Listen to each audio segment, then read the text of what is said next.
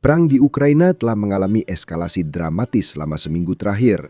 Ukraina telah secara signifikan meningkatkan tempo operasinya, baik di garis depan maupun di udara, dan tampaknya telah mengenai titik sensitif di dalam Rusia.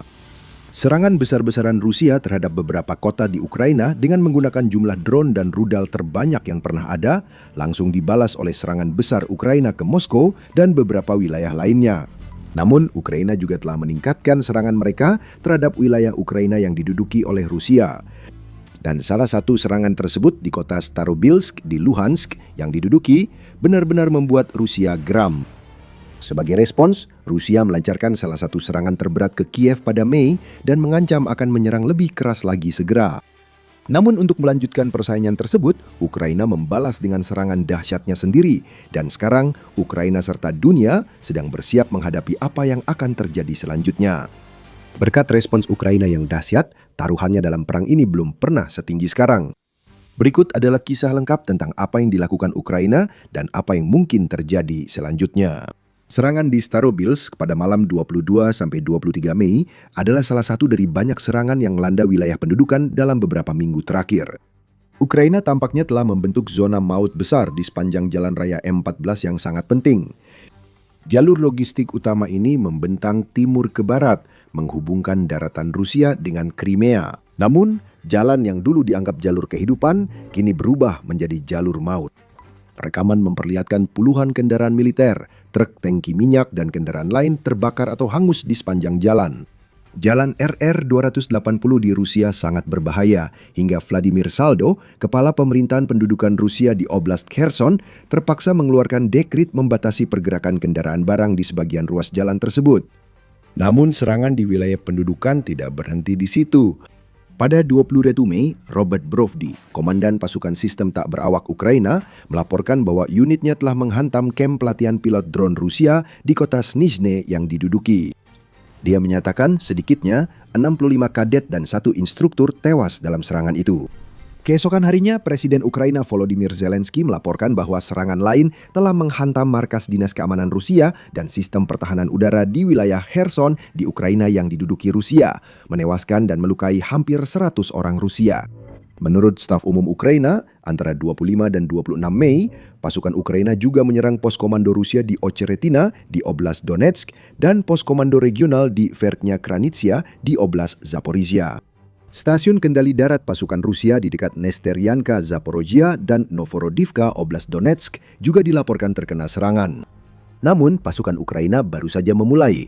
Mereka juga menyerang gudang drone dan depot logistik Rusia di dekat Novopatrivka, gudang logistik lainnya di kota Donetsk, serta gerbong bahan bakar kereta api di dekat Debaltseve. Semuanya berada di Oblast Donetsk. Pasukan Ukraina juga mengklaim berhasil menyerang stasiun radar Rusia 1L-125 Nyobisv di dekat Yask di Oblast Luhansk pada 24 Mei. Meski tidak dilaporkan media barat, media Rusia mengklaim serangan belum pernah terjadi di Enerhodar, lokasi PLTN Zaporizhia, pada 27 Mei. Direktur komunikasi pembangkit tersebut, Yevgeny Yashina, mengatakan kepada media Rusia bahwa setidaknya 50 ledakan telah dilaporkan, menyebabkan komunikasi terganggu dan sebagian kota mengalami pemadaman listrik. Jadi jelas wilayah yang diduduki telah mendapat serangan hebat dan pihak Rusia merasakan dampaknya. Namun serangan Ukraina di kota Starobilsk di Luhansk pada 22 Mei benar-benar membuat Rusia geram. Itu mungkin masih meremehkan suasana hati di Rusia setelah serangan tersebut. Serangan ini bahkan bisa menjadi Bucha bagi mereka. Seperti yang mungkin Anda ingat, Rusia telah menduduki kota Bucha yang terletak di pinggiran Kiev selama serangan awal mereka ke Kiev pada Maret 2022. Setelah mereka mundur, pasukan Ukraina menemukan ratusan warga sipil tewas di jalanan, ruang bawah tanah, dan kuburan massal. Korban sering ditemukan dengan tangan terikat di belakang dan luka tembak di kepala. Insiden itu memicu kemarahan dunia dan mempercepat dukungan internasional untuk Ukraina. Yang lebih penting, hal itu memperkuat persatuan nasional dan dukungan untuk pemerintah serta pasukan Ukraina melawan invasi Rusia. Bisa dikatakan lebih dari peristiwa lain di awal perang. Meski banyak bukti bertentangan, Rusia tetap membantah klaim itu. Presiden Vladimir Putin, Menteri Luar Negeri Sergei Lavrov, dan bahkan Presiden Belarus Alexander Lukashenko menyebutnya sebagai serangan palsu. Namun sekarang di Starobilsk, dalam banyak hal peranannya justru terbalik. Ukraina mengklaim telah menyerang markas unit drone elit Rusia Rubicon di sekitar kota itu. Staf umum mengatakan itu hanyalah salah satu dari beberapa serangan yang dilakukan terhadap target militer malam itu. Namun itu bukanlah yang dilaporkan oleh pihak Rusia, bahkan jauh dari itu. Rusia mengklaim ini serangan berdarah dingin ke perguruan tinggi pelatihan guru, menewaskan 21 orang dan melukai puluhan lainnya. Mayoritas dari mereka, kata mereka, adalah para siswa, gadis remaja, berusia 14 hingga 18 tahun. Mereka menyebut drone Ukraina awalnya menyerang asrama tempat gadis-gadis tidur, lalu dilanjutkan beberapa gelombang, total 16 drone menargetkan korban selamat dan penyelamat. Rekaman dari lokasi menunjukkan beberapa bangunan hancur di Starobilsk College of Luhansk Pedagogical University, termasuk yang tampaknya merupakan gedung asrama 5 lantai yang tinggal puing-puing. Usai sesi Dewan Keamanan PBB yang panas dan terus terang sangat tidak pantas yang digelar Rusia untuk membahas serangan itu, negara Eropa seperti Denmark dan Latvia menolak versi Rusia. Sebagai tanggapan, pihak Rusia mengatur perjalanan bagi jurnalis asing ke lokasi tersebut. Menurut Kementerian Luar Negeri, BBC, CNN, dan semua media Jepang menolak undangan tersebut dengan berbagai alasan. Juru bicara Kementerian Luar Negeri Rusia, Maria Zakharova, kemudian menuduh CNN merekam persiapan serangan tersebut berdasarkan laporan dari koresponden saluran itu, Nick Paton-Walsh. Namun, 50 jurnalis dari 19 negara dilaporkan ikut dalam perjalanan itu. Berdasarkan rekaman, tidak ada bukti jelas fasilitas militer di lokasi itu. Saat ini, sulit memastikan apa yang terjadi. Kita mungkin takkan pernah tahu. Namun respons Rusia memang belum pernah terjadi sebelumnya, khususnya dalam konteks perang di Ukraina. Media Rusia telah memberitakan secara besar-besaran dengan liputan menyeluruh yang sangat mengingatkan pada situasi setelah kejadian di Bucha. Bangsa ini terkejut dan marah, tidak hanya karena serangan, tapi juga karena mereka mengklaim Ukraina mengejek tragedi itu setelahnya. Serangan Ukraina yang makin intens ke infrastruktur Rusia, serangan belum pernah terjadi di Moskow pekan lalu, serta kekhawatiran keuangan semakin memperburuk suasana di negara itu, terutama di ibu kota. Namun, serangan di Starobilsk tampaknya telah melewati semacam batas psikologis nasional. Singkatnya, mereka menginginkan balas dendam dan tekanan terhadap Putin untuk merespons dengan tegas semakin meningkat beberapa tingkat. Putin menyebut serangan itu sebagai serangan teroris. Dia menegaskan tidak ada fasilitas militer, dinas intelijen atau layanan terkait di sekitar lokasi itu. Jadi tidak ada alasan untuk mengklaim amunisi itu mengenai gedung akibat sistem pertahanan udara atau peperangan elektronik kami. Kementerian Luar Negeri Rusia menyatakan serangan 22 Mei mendorong perang melewati batas kritis dan memperingatkan kesabaran Rusia sudah habis. Vladimir Putin dikabarkan meminta militer untuk mengajukan usulan serangan balasan, dan serangan balasan itu pun segera terjadi. Malam berikutnya, Rusia meluncurkan salah satu serangan terberat sejauh ini ke Kiev dan wilayah lain.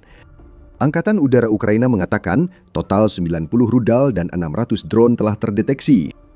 Mereka mengatakan bahwa data awal menunjukkan 55 rudal balistik dan jelajah serta 549 drone berhasil ditembak jatuh atau dicegat.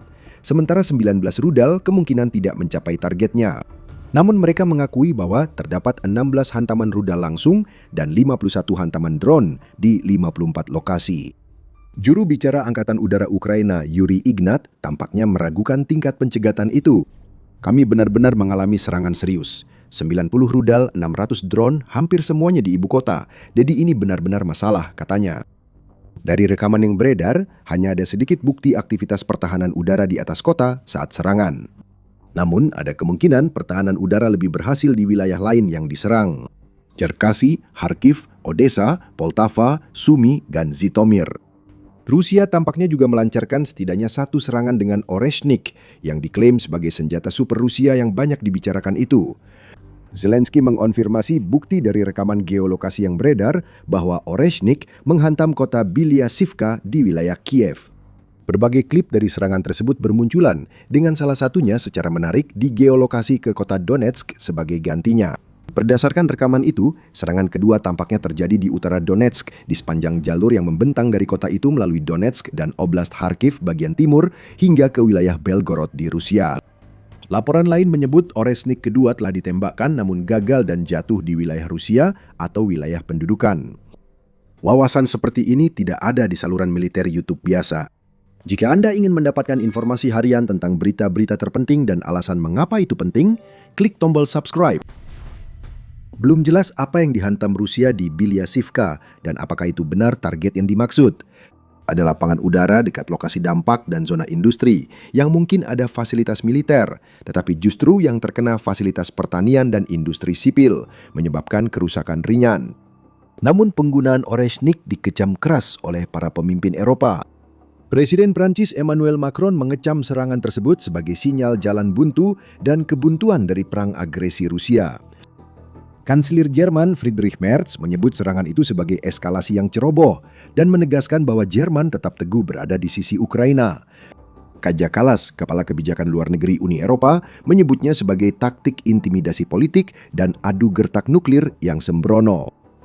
Oreshnik terutama dimaksudkan sebagai senjata nuklir, tetapi muatannya yang berisi 6 rudal dengan masing-masing 6 sub munisi hanya bisa digunakan sebagai senjata kinetik tanpa hulu ledak. Putin sebelumnya pernah mengklaim bahwa bahan khusus yang digunakan dalam pembuatannya terbakar hampir sepanas permukaan matahari dan bahwa rudal-rudal tersebut dapat menembus jauh ke dalam struktur yang diperkuat sebagai akibatnya. Serangan di Bilyasivka tidak memakai nuklir. Tidak ada awan jamur atau radiasi, tetapi ancaman nuklir yang disampaikan Kallas sangat jelas. Rusia menyampaikan bahwa serangan Oreshnik berikutnya bisa membawa hulu ledak nuklir. Saat ini, belum ada bukti Ukraina atau pihak lain punya pertahanan udara yang mampu menghentikannya. Namun, Oreshnik bukan satu-satunya rudal yang digunakan dalam serangan itu. Menurut Kementerian Pertahanan Rusia, serangan itu dilakukan menggunakan rudal Oreshnik, Iskander, Kinzhal, dan Zirkon, serta rudal jelajah berbasis udara, laut, dan darat, serta drone serang. Mereka mengklaim menyerang pos komando utama pasukan darat Ukraina, Direktorat Intelijen Utama Kementerian Pertahanan, pos komando Ukraina lain, dan infrastruktur militer yang tidak disebutkan. Seperti biasa, mereka mengklaim tak ada objek sipil yang jadi target. Namun bukti-bukti sangat menunjukkan sebaliknya. Bangunan tempat tinggal, pusat perbelanjaan, dan gedung layanan darurat dilaporkan diserang. Zelensky mengatakan 4 orang tewas dan 100 orang terluka secara keseluruhan. Sebuah fasilitas pasokan air juga diserang, dan Museum Chernobyl di Kiev telah hancur total. Menteri Dalam Negeri Ukraina Ihor Klimenko menyebut serangan ke museum itu sebagai tindakan sengaja terhadap sejarah, ingatan, dan kebenaran. Wali Kota Kiev Vitali Klitschko sebelumnya melaporkan 1 orang tewas setelah gedung hunian 9 lantai di distrik Shevchenko terkena serangan dan lantai atas terbakar. Di distrik yang sama, serangan di dekat tempat perlindungan serangan udara di sebuah sekolah menutup pintu masuk dengan puing-puing, membuat beberapa orang terjebak di dalam. Semua distrik di Kiev dilaporkan rusak. Menariknya, satu-satunya infrastruktur militer yang dilaporkan terkena serangan oleh otoritas Ukraina adalah gedung Komando Pasukan Darat Ukraina. Namun, menurut seorang penasihat terkenal Kementerian Pertahanan Ukraina, Sergei Flesbeskresnov, fasilitas tersebut sudah tidak digunakan sejak awal perang. Dia mengkonfirmasi pabrik Lukianivka yang sudah rusak akibat penembakan sebelumnya kembali terkena serangan.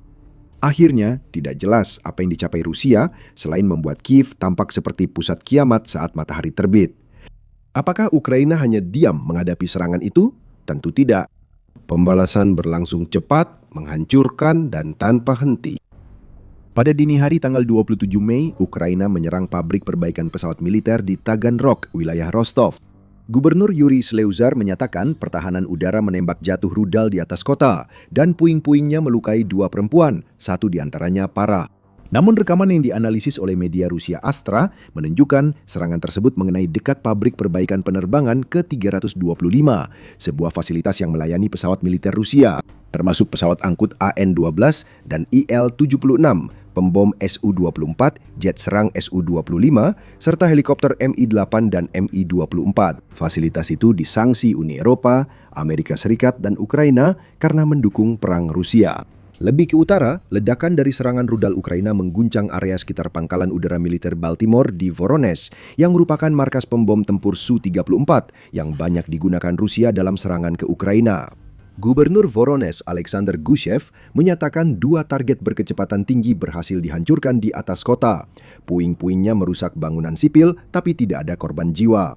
Kanal pemantau Ukraina X7 Nova Plus mengklaim targetnya adalah rudal jelajah Storm Shadow Inggris-Prancis yang diarahkan ke pangkalan udara itu. Video di internet menunjukkan asap hitam tebal membumbung usai serangan, menandakan hantaman langsung, bukan kerusakan dari puing-puing. Pada malam yang sama, pasukan Ukraina kembali menyerang kota Tuapse yang sedang dilanda konflik di Krasnodar Krai. Ini setidaknya merupakan kali kelima kota yang sangat strategis ini diserang hanya selama musim semi tahun 2026 saja. Kota ini memiliki kilang minyak penting dan terminal laut untuk memuat produk kilang ke kapal-kapal guna diekspor.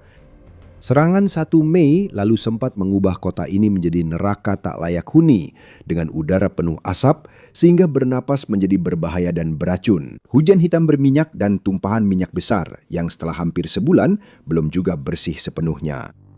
Serangan terbaru tampaknya menargetkan terminal minyak laut dan kilang memicu kebakaran besar. Markas Operasi Krai Krasnodar, seperti yang sudah diduga, menyebut kerusakan tersebut disebabkan oleh jatuhnya puing-puing drone. Namun, seperti di Taganrog dan Voronezh, ini biasanya hanya kiasan untuk serangan langsung. Crimea yang diduduki kembali diserang, seperti biasa terjadi. Gubernur Sevastopol Mikhail Razvozayev melaporkan drone Ukraina dan rudal Storm Shadow menyerang kota itu semalam. Satu rudal mengenai gedung Direktorat Selatan Bank Sentral Rusia.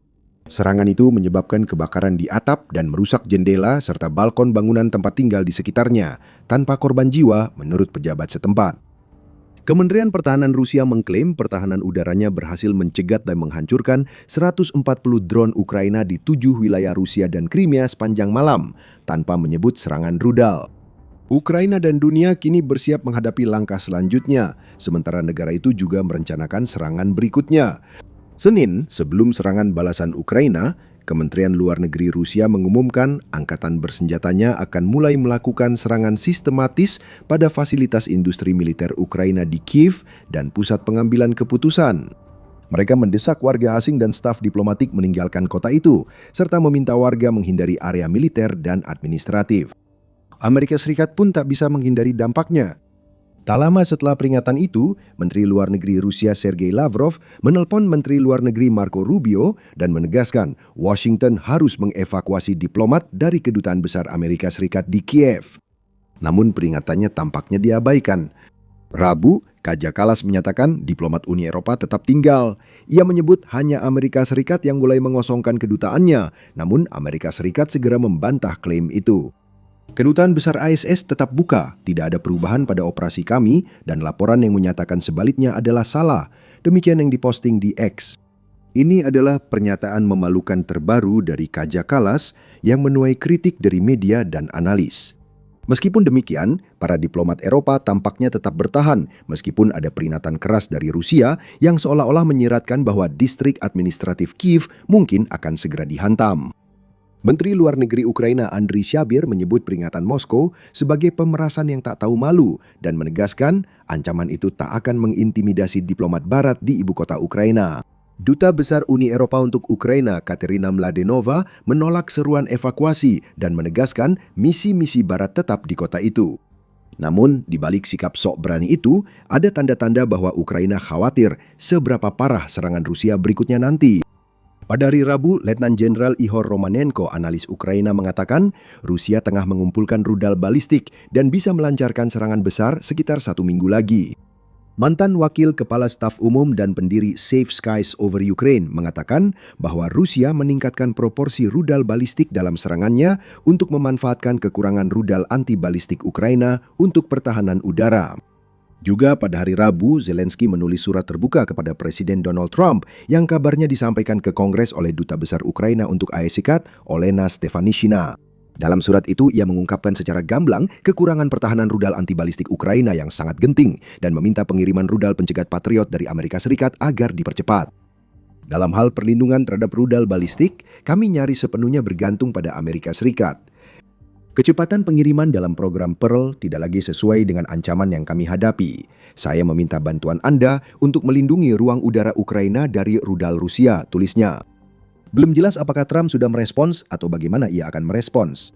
Namun sementara itu, para blogger Rusia mencatat bahwa serangan minggu ini berfokus pada target yang terkait dengan Angkatan Udara Rusia, khususnya yang mereka sebut sebagai lapangan dan fasilitas tempat Rusia meluncurkan rudal ke Ukraina. Mereka berspekulasi bahwa ini mungkin merupakan upaya untuk mencegah atau menunda serangan besar-besaran yang seperti yang diklaim Romanenko sedang benar-benar dipersiapkan. Namun ada satu pertanyaan yang tidak ingin dipikirkan oleh siapapun, dan itu memang ada alasannya. Apakah Putin akan mengizinkan penggunaan senjata nuklir taktis? Kaum garis keras di Rusia terpukul oleh kemunduran di garis depan, kemampuan Ukraina menyerang jauh ke dalam wilayah Rusia tanpa konsekuensi, serta serangan di Starobilsk. Mereka menuntut tindakan yang sangat keras, tetapi masih bisa diperdebatkan apakah Rusia benar-benar memiliki kekuatan konvensional untuk memberikan pukulan yang benar-benar menghancurkan ke Kiev, atau untuk menghadapi konsekuensi yang mungkin terjadi.